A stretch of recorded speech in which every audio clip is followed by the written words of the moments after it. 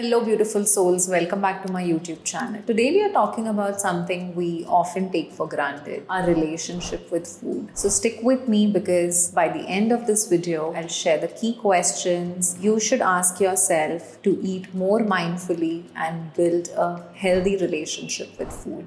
Before we dive in, I want to take a moment to remind you many of you watch my videos but forget to subscribe.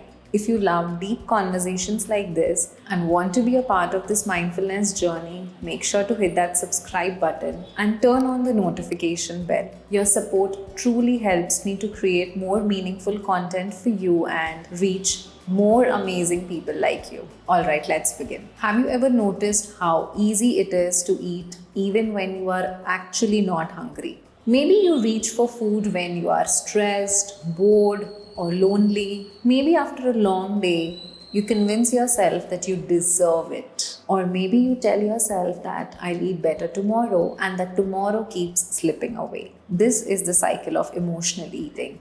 It is subtle but powerful. And before we know it, food becomes our escape, our comfort, and even our punishment. But the first step to break free from this is to understand why do we do this in the first place. Eating is a very natural way to feel happy. Since the beginning of time, food has been the center of almost every celebration. Sharing a meal is how we bond, how we show love. And I'm sure a lot of you will resonate with this. So why has something that brings joy to us has become a source of guilt, shame, or even self-punishment? If you reflect, all of this starts from a young age. How often were you told, finish your plate or no dessert? You'll get a treat only if you're good today. And as we grow older, it doesn't stop there.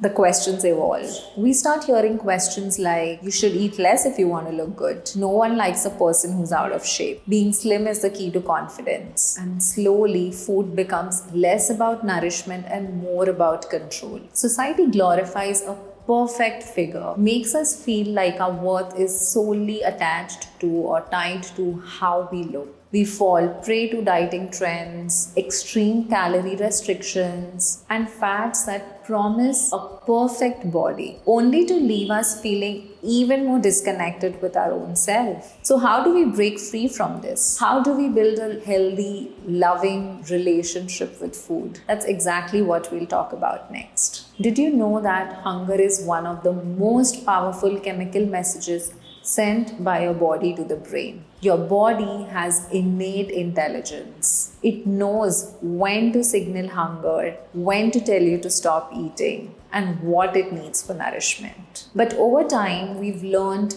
to suppress, ignore, or even misinterpret these signals. I have talked about innate intelligence in a separate video, and you do not want to miss out on that. The link will pop up somewhere here on the screen. So, speaking about signals, here's an example. Imagine someone feels lost, stressed, anxious, or emotionally drained, and they turn to food for comfort for a prolonged period of time. And in this process, they gain weight. Then, in an attempt to lose that weight, they follow a strict diet that makes them feel deprived. At this point, the body is dealing with both emotional struggles plus the stress of not getting enough food. This confuses the body's natural signals, making it harder to know when to eat and when to stop. So you see, there is clearly a mind-body connection. That is why it is so important to address the root cause of emotional eating in the first place. Whether it is stress, anxiety, sadness, insecurity, whatever be the reason, only then you can truly break free. In fact, not just the pattern of emotional eating, but any other pattern for that matter. To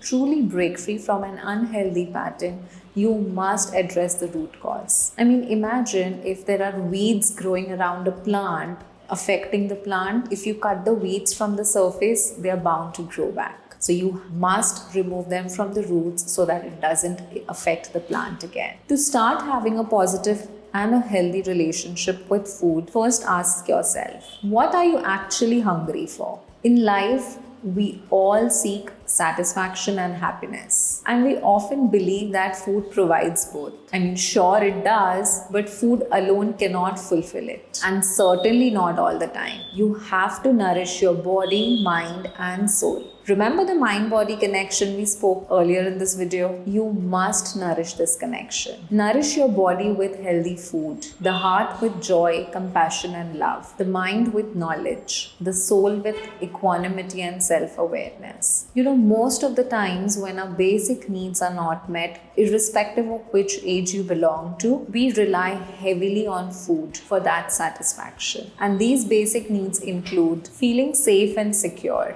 feeling nurtured, feeling loved and appreciated, feeling that your life is relevant and meaningful. When any of these needs are not met, it creates a void or a hole within us, which we try to fill it with food. So the next time you're reaching out for food, take a mindful pause and ask yourself, am I eating because I'm hungry, or am I eating because I'm trying to fill a void? I don't want this video to make you feel guilty or bad about your eating habits or your relationship with food. The intent of this video is to make you aware of the mind-body connection and help you to improve your relationship with food in a healthy and a mindful manner. Remember that your body is not your enemy. It is always communicating with you. The real question is, are you listening? And if you want to explore this topic deeper, I highly recommend reading this book called What Are You Hungry For by Deepak Chopra. A lot of what we discussed today is inspired by this book, and it's a must read for anyone who's struggling with emotional eating. You'll find the link in the description below. If this video resonated with you, I'd love to hear your thoughts in the comments. Let's start a real conversation about this. And don't forget to share this video with someone who may need it. And if you found this video helpful, don't forget to give me a thumbs up and subscribe to my YouTube channel for more such videos. And follow me on Instagram and LinkedIn for my daily mindful living updates. Until next time, breathe, love, cherish every moment.